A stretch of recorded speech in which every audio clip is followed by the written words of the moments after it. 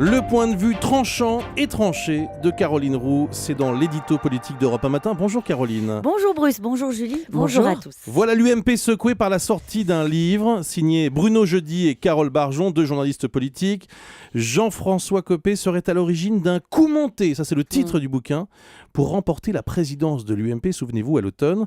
Est-ce que ce livre peut relancer la crise ? Mais la crise, elle est là, elle est sourde, les plaies restent béantes, les colts sont sous la table et comme dans un film de Tarantino, au moindre geste brusque, une investiture, une ligne de travers dans la rédaction des statuts et tout peut s'enflammer à nouveau. Cette enquête qui raconte les petits arrangements avec le vote des militants organisés par les proches de Jean-François Copé ajoute naturellement à la tension. Elle permet à François Fillon de redire sur Europe 1 qu'on lui a tout simplement volé la victoire dans des conditions inacceptables. Elle oblige Jean-François Copé à surjouer les présidents sereins qui s'amusent d'un coup monté en forme de petits coups journalistiques sans importance, comme il dit.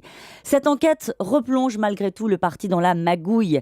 Les ténors n'en rajoutent pas, il faut tourner la page, changer de paysage, comme dit la chanson, une supplique de tous ceux qui mesurent la fragilité du parti. Dans ces conditions, dans ce climat, est-ce que l'UMP peut revoter en septembre prochain ? Mais elle doit revoter. La droite, si elle veut pouvoir porter une parole claire et légitime, ne peut pas faire l'économie d'une autre élection propre et indiscutable.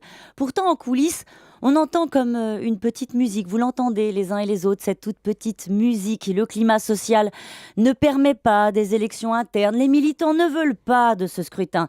Et si on demandait aux militants de voter en septembre pour dire s'ils souhaitent revoter. Et là, on a envie de réclamer solennellement un choc de simplification pour l'UMP.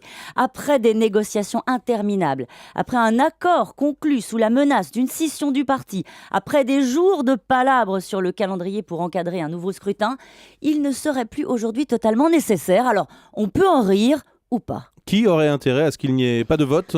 Alors François Fillon, qui n'est pas très enthousiaste à l'idée de s'abîmer de nouveau dans une bataille interne. Jean-François Copé, qui voit son intérêt à rester un président provisoire sur la durée.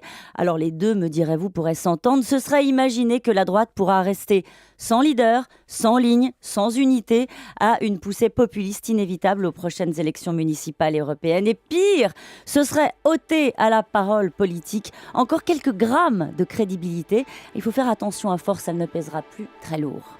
Il faut revoter, l'UMP doit revoter, c'est ce que nous dit ce matin Caroline Roux. Et qu'en pense Jean-Louis Borloo, le président de l'UDI ? C'est ce que lui demandera Jean-Pierre Elkabbach tout à l'heure.